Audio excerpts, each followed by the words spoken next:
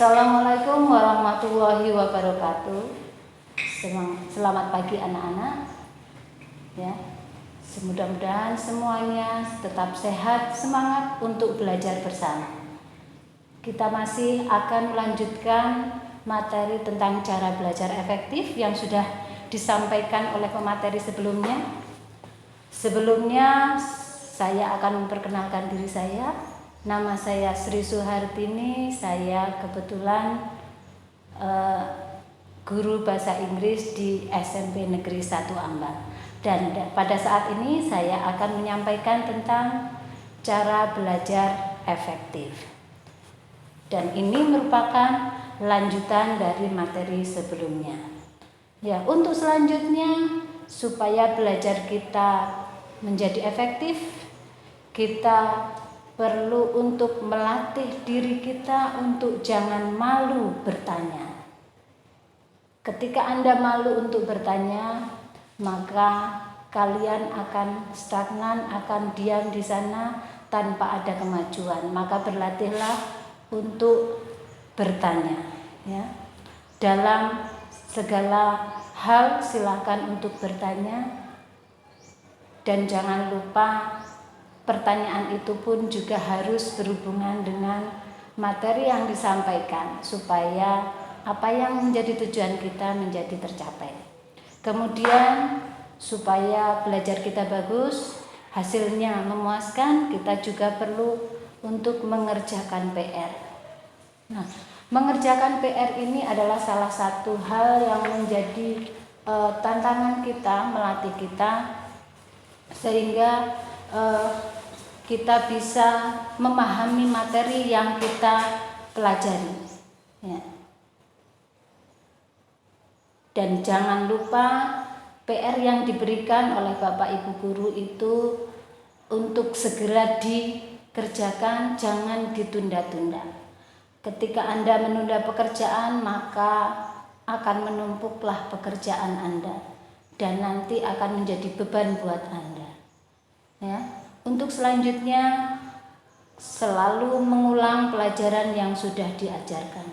Jangan bosan untuk mengulang materi yang sudah diajarkan. Semakin diulang-ulang akan semakin membekas di hati kita. Kemudian selanjutnya cukup istirahat, makan dan bermain. Semuanya dilakukan secara berimbang. Ada istirahat, ada makan, ada bermain. Jadi semuanya dilakukan secara berimbang. Ya. Jangan berat pada salah satu kegiatan, lakukan secara berimbang. Kemudian yang selanjutnya yaitu banyak berlatih pelajaran yang kurang disukai. Ini adalah tantangan kita ketika kita sudah tidak atau kurang menyukai suatu pelajaran. Nah, maka kita akan tumbuh rasa malas. Buang rasa malas itu, tapi kita coba untuk menyukai pelajaran itu. Ya. Menyukai, entah bagaimana caranya, walaupun sedikit demi sedikit kita belajar untuk menyukai. Kalau kita merasa bosan, kita sedikit keluar dari materi, tapi kemudian masuk lagi untuk mempelajari lagi, sehingga pada diri kita ada rasa suka terhadap pelajaran tersebut. Kemudian selanjutnya ikutilah kegiatan ekstrakurikuler yang kamu senangi. Nah, kamu bertanyalah pada dirimu kegiatan apa yang cocok dan kamu sukai. Misalnya kamu suka sepak bola, maka ikutlah kegiatan kursus atau ekstrakurikuler atau apa yang kamu sukai itu. Ikut latihan sepak bola. Ya. Dari situ kalian tidak hanya belajar tentang pelajaran saja, tapi kalian juga mendapatkan pelajaran tambahan lain di luar sekolah. Bisa di luar sekolah, bisa di sekolah itu sendiri, tapi kegiatannya sudah berbeda, bukan lagi materi mata pelajaran tertentu. Ini merupakan kegiatannya. Kemudian cari seorang pembimbing yang baik. Ya. Orang tua itu merupakan pembimbing yang terbaik selain guru. Jadi apabila ada yang kurang jelas, kalian bisa menanyakan hal tersebut kepada orang tua. Kalau misalnya kepada orang tua tidak bisa, kamu bisa bertanya pada temanmu atau kepada kakakmu atau kepada orang lain yang bisa. Dengan harapan belajarmu akan berhasil dan akan menghasilkan sesuatu yang kalian harapkan. Apa yang kalian harapkan tentu saja prestasi. Harapannya prestasimu meningkat. Kemudian yang nomor selanjutnya yaitu jangan suka mencontek teman. Ya. Mencontek teman itu bisa kita anggap sebuah kebiasaan. Ketika kita terbiasa untuk jujur, ya, tidak mencontek ke hasil pekerjaan teman, maka ketika kita melakukannya kita akan merasa bahwa ini tidak benar, ya. Karena ini nanti ketika kamu sudah terbiasa mencontek, maka dengan sendirinya pelan tapi pasti kamu akan menjadi tidak tahu, ya. Tadinya kita mungkin tidak tahu sedikit, besok lagi mencontek lagi, tidak tahu lagi, sedikit lagi, akhirnya kamu menjadi serba tidak tahu. Itu yang harus kita hindari. Jadi kita jangan suka mencontek teman, ya. Kemudian selanjutnya yaitu niatkan dengan sungguh-sungguh. Hati kita ketika mau belajar, maka niatkan bahwa saya akan belajar. Jadi kita akan punya niat bersungguh-sungguh, kita bisa fokus pada pelajaran yang kita pelajari. Kemudian selanjutnya lokasi dan situasi yang kondusif, ya. Jika kita belajar, maka kita cari tempat yang sesuai, yang menurutmu nyaman. Cara yang paling efektif untuk belajar adalah mencari tempat yang nyaman dan tidak terlalu banyak gangguan, karena ini butuh konsentrasi ketika belajar. Jadi dengan tempat yang nyaman, kondisi yang tepat, maka kita berkonsentrasi untuk belajar. Selanjutnya, hindari sikap tidak jujur. Nah, sama seperti tadi, ketika kita jangan mencontek, kita yang selanjutnya yaitu berlakulah jujur, ya. Jujur dengan hatimu, ya. Karena ketika kita jujur dengan apa yang kita lakukan ketika ulangan, ketika ada tes ujian, hasil yang dari pekerjaan yang jujur itu akan menambah kebanggaan pada diri kita bahwa ini adalah hasil pekerjaan kita, usaha kita. Nah, kemudian selanjutnya kalian juga bisa melakukan dengan metode imitasi. Imitasi itu apa?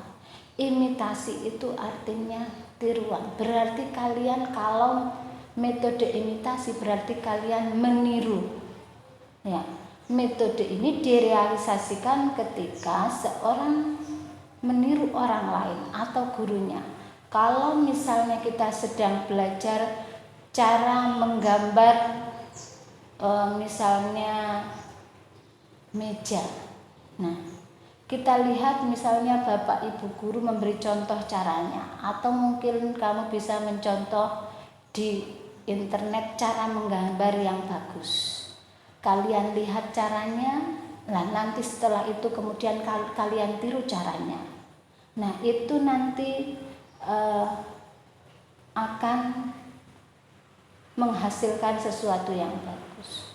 Kalian tiru pelan-pelan. Kalau misalnya sekali dua kali tidak bisa, kalian ulang lagi, sehingga kalian nanti akan bisa meniru dengan metode yang dicontohkan. Kemudian selanjutnya yang tentu saja juga mengambil peran dalam belajar efektif yaitu conditioning. Conditioning itu adalah dengan cara memberikan stimulus dan kalian mencoba untuk meresponnya. Sebagai contoh, kalian ingin berlatih bertanya, ya, berlatih merespon sebuah pertanyaan.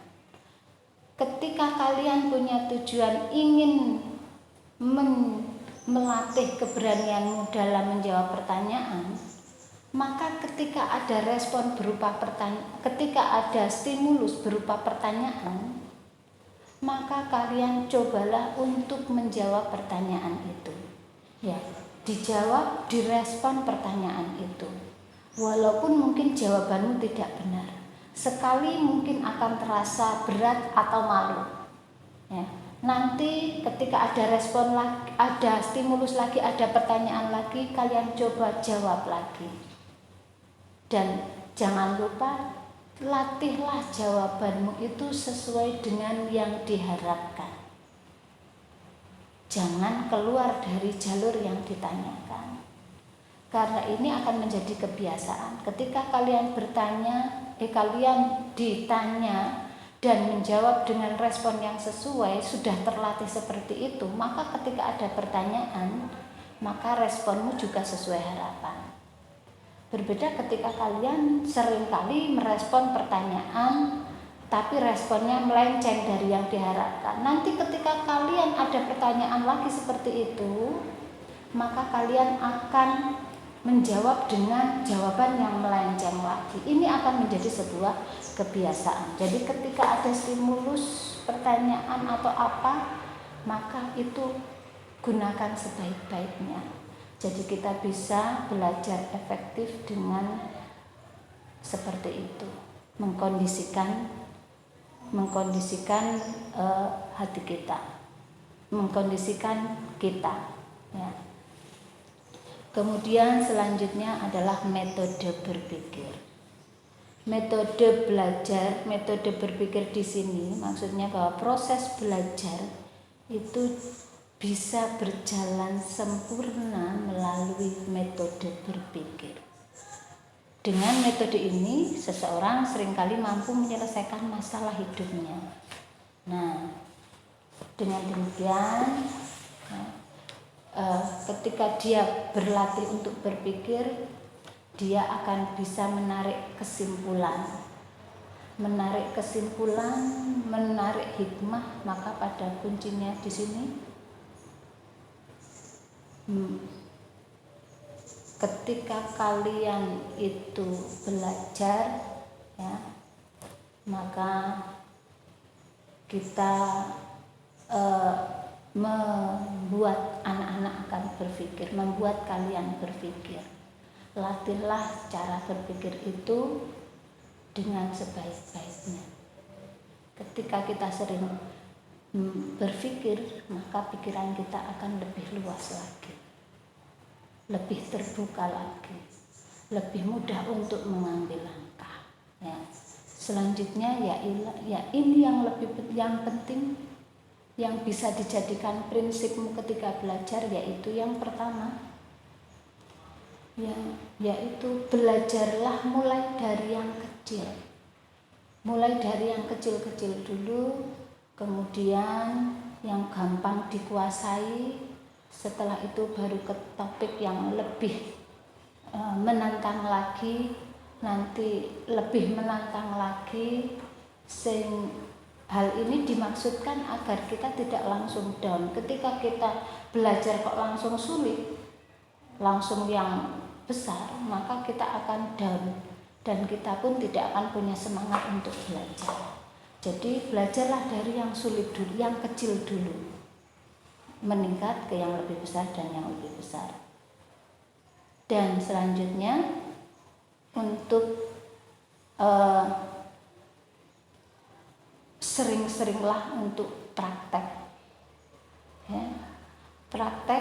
Praktis, latihan dan latihan, practice and practice, itulah kunci untuk mahir dalam suatu mata pelajaran. Semua mata pelajaran, semua kegiatan kalau kita lakukan dengan practice and practice, saya yakin akan hasilnya lebih bagus daripada yang jarang latihan. Ya, selanjutnya kemudian lakukan dari yang mudah ke yang sulit. Ya. Jadi lakukan dulu yang mudah dulu, baru ke yang sulit. Ya. Lakukan mudah, jadi ada dari yang kecil ke besar, yang mudah ke sulit, dan teruslah berlatih. Dan jangan lupa untuk memohon bimbingannya dari Allah Subhanahu wa Ta'ala. Ya. Jadi mohon bimbingannya agar mendapatkan petunjuk. Dan terakhir, gunakan media dan sumber belajar yang relevan. Artinya ketika belajar tentang sepak bola, maka yang dihadapi adalah sumber-sumber yang berhubungan dengan sepak bola, bukan yang lain. Ya. Oke, demikian tadi untuk masalah cara belajar efektif. Bagaimana kita belajar efektif? Nah, untuk selanjutnya sekarang kalian pikirkan sendiri, cari metode manakah yang paling efektif menurut kalian, kemudian nanti tulislah di sana di buku tulismu, nanti ditulis di sana bagaimanakah caramu belajar yang efektif. Ya. Bagaimana cara kalian, ya, cara kalian masing-masing. Nah, silahkan kalian tulis, kemudian setelah itu berjanjilah bahwa kalian akan melaksanakan belajar yang efektif ini selama Anda belajar, selama kalian belajar. Oke, jangan lupa tugasnya untuk ditulis di selembar kertas dan diberi nama. Ya, oke. Thanks for your attention. Terima kasih atas perhatiannya. Saya akhiri. Assalamualaikum warahmatullahi wabarakatuh.